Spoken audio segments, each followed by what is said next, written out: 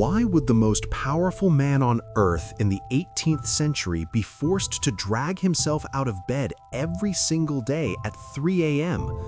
Why, despite owning the entire Qing Empire, he couldn't eat warm meat, he couldn't share a bed with his loved ones, and he was even forbidden by eunuchs from taking an extra bite of his favorite dish? In the emperor's schedule, work was relentless, stretching from 3 a.m. until 9 p.m. Is this extreme diligence or a cruel, invisible prison? Welcome to a day in the life of the Qing Dynasty's ultimate corporate slave. I'm Jason, and this is a different story. Today, we are stepping into the Forbidden City from the perspective of the legendary Emperor Kangxi to witness his truly suffocating daily routine. Imagine this. It's 3 a.m. in Beijing. The temperature is -10 degrees. The bells chime and you must crawl out of your warm blankets. This isn't because of insomnia, it's a rule of suffering passed down through the royal family for centuries. Although Emperor Kangxi later mercifully pushed the wake-up time to 5 a.m., Empress Dowager Cixi, a woman with an almost pathological obsession with power, changed it back to 3 a.m., claiming that rising early was good for one's health. Yes, this is the same Cixi who famously insisted on having 108 dishes for every single meal. For those who haven't seen my video on her yet, make sure to check it out after this. The link is in the description. So, the day of a Qing emperor typically begins with a heavy yawn. After washing up, Kangxi can't just head to breakfast. First, he has to settle for a few light snacks to tide him over. Then he's carried in a sedan chair to the residence of the Grand Empress Dowager, Xiaozhuang. In traditional Chinese culture, filial piety, the absolute devotion to one's parents, is the bedrock of the entire social order. As the emperor, you must be the ultimate role model for the nation. Kangxi lost his mother at the age of 9, making his grandmother, Xiaozhuang, the person he was closest to in this world. Rain or shine, he visited her every morning to pay his respects, often returning for a second visit in the afternoon. However, this unusually frequent interaction sparked a shocking rumor that swept the empire. Was Kangxi actually Xiaozhuang's illegitimate son? Could this mystery even be linked to modern DNA technology? Is the biggest scandal in royal history fact or fiction? I've conducted a full deep dive investigation into this, and the evidence is waiting for you in the video linked in the description.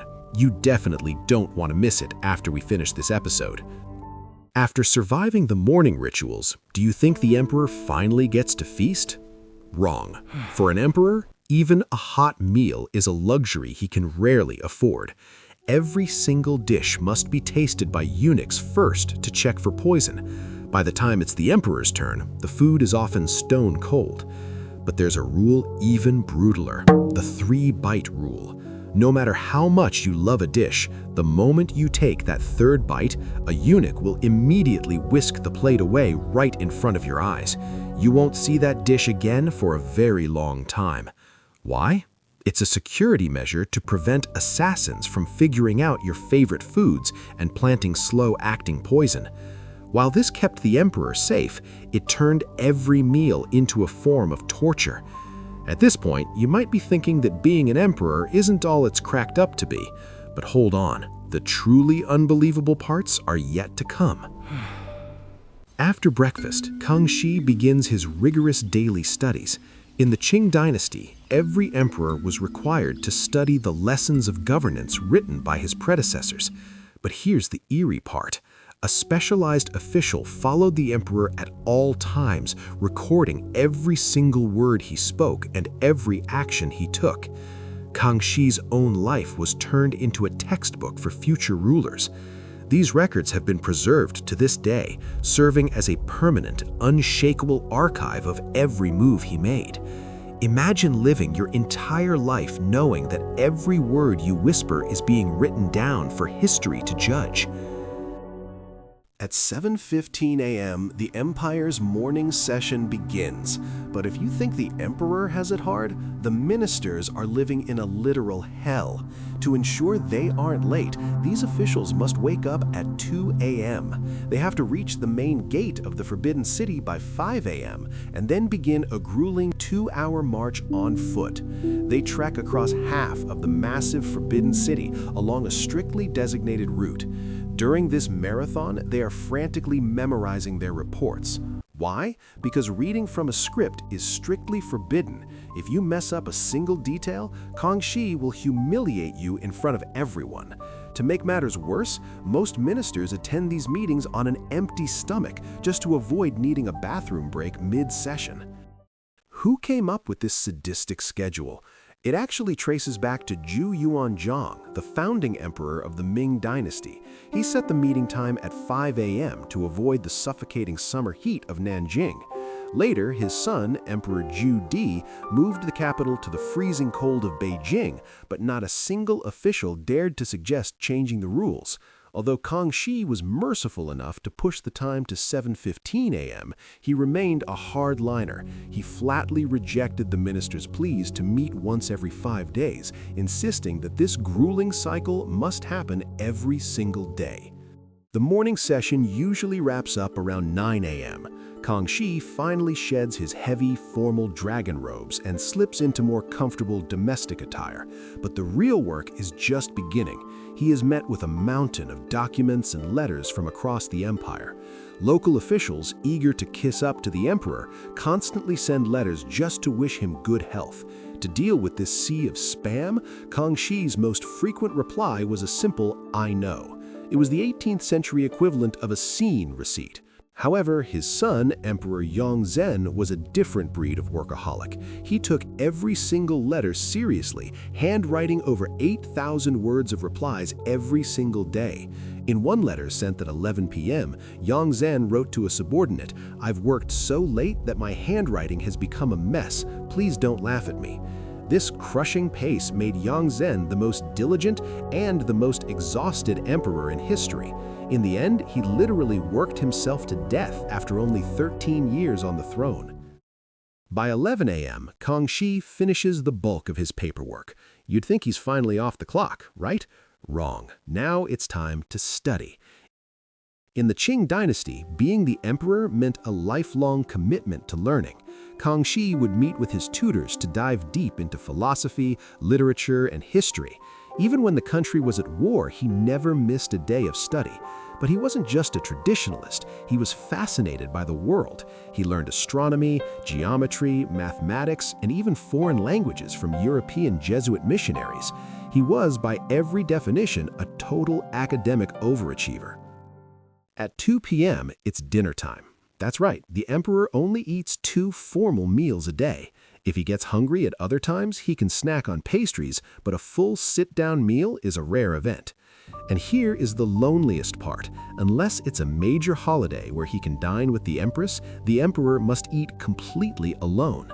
This isn't just about showing off his supreme status, it's a cold, hard security measure. In the Forbidden City, intimacy is a luxury, and dining in solitude is the price you pay for safety. After 3 p.m., the schedule ramps up again. Kangxi summons ministers for private briefings, interviews candidates for promotions, and often makes a second trip to pay respects to his grandmother.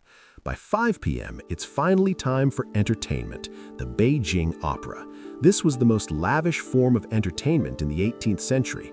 In the Forbidden City's private theater, essentially the imperial version of an outdoor opera house, Kangxi would sit in a strictly designated seat facing north. Even if the late afternoon sun was blinding his eyes, he was forbidden from moving. To change seats would be to break imperial protocol and diminish his majesty. So the most powerful man in China would sit there, eyes squeezed shut against the glare, listening to the music in total uncomfortable silence just to maintain his imperial dignity. Once the opera ends, the emperor has some free time to indulge in his hobbies. For example, Kangxi's grandson, Emperor Qianlong, had a legendary obsession, collecting ancient art and manically stamping them with his seals. This man was an imperial seal addict with over 1,000 different personal stamps. He treated priceless thousand-year-old masterpieces like a personal scrapbook. In fact, many world-famous paintings have depreciated in value at modern auctions because Qianlong covered every inch of white space with his red ink stamps. If he knew he was actually lowering their price today, one can only wonder how he'd feel. At 7 p.m., we reach the most controversial hour, the selection of a concubine for the night. The emperor must make his choice over an hour in advance, allowing enough time for the chosen woman to be prepared. This is without a doubt the most dehumanizing part of the entire day.